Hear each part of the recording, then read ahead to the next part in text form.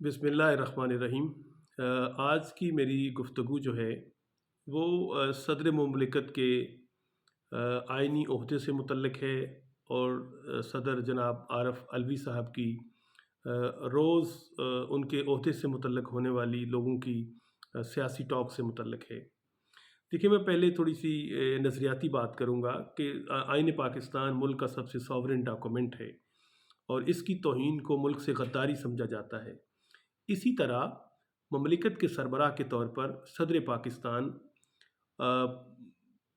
Armed forces के supreme commander हैं और अगर कोई शख्स मुल्क के सुप्रीम कमांडर की बेहुरमती करता है, उसकी इज़्ज़त में फ़र्क डालता है, इन अदर सेंस ये भी मुल्क से बगावत है। अब देखिए, ख्वाजा मोहम्मद आसिफ साहब जो वज़ीर दिफा हैं और सदर ममलिकत जो चीफ़ सुप्रीम कमांडर हैं आर्म फोर्सेस के, ख्वाजा आसिफ साहब कह रहे हैं कि सदर ममलिकत की क्या औकात है कि वो इलेक्शन की तारीख दें। अब अहले नज़र और कानून की बारीकियों को समझने वाले लोग इस पर रोशनी डालेंगे कि ये किस ज़मरे में है। मरियम औरंगज़ेब कह रही हैं कि सदर को चाहिए कि अपना ओहदा छोड़कर किसी गले मोहल्ले से इलेक्शन लड़ें। अपना राना सनाउल्लाह कह रहे हैं कि सदर ममलिकत तो PTI के एक सेक्टर कमांडर हैं।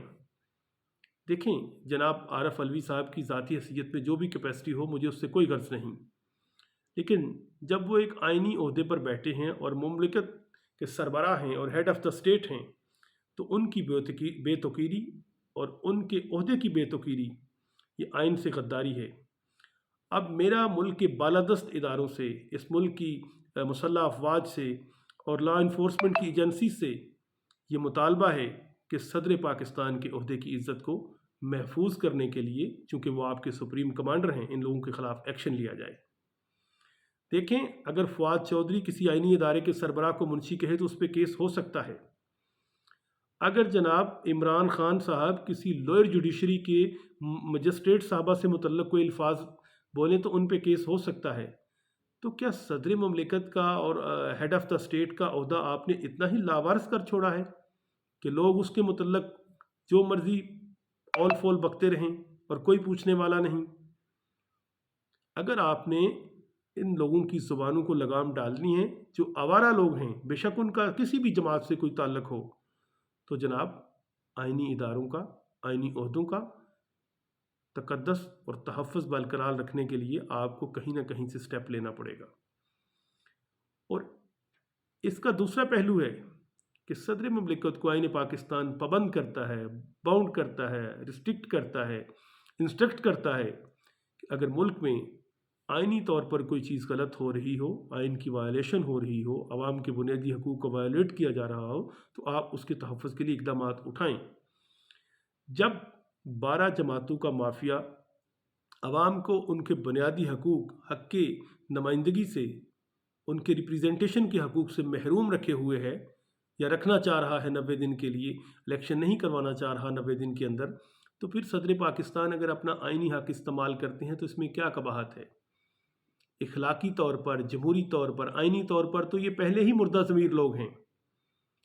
कोई सियासी जमात अपने आप को जब आवाम के सामने प्रेजेंट करने से कासिर हो जाए तो फिर वो माफिया तो हो सकती है मगर सियासी जमात नहीं हो सकती।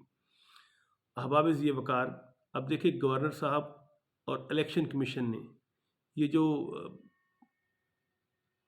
फ़ुटबॉल का मैच बनाया हुआ है, क्या आप समझते हैं कि पाकिस्तान की आवाम कोई कुंज़-ज़हन है? आवाम सब देखते हैं, आवाम सब जानते हैं।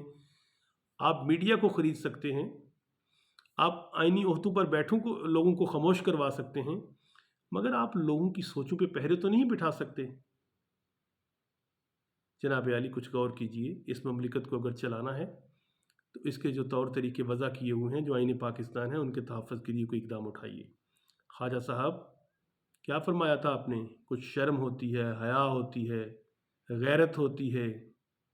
अब क्या सवाल करें आपसे कि आप मुल्क के आइनी सरबराह और रियासत पाकिस्तान के सरबराह के मुतल्लिक़ कैसी ज़ुबान इस्तेमाल कर रहे हैं?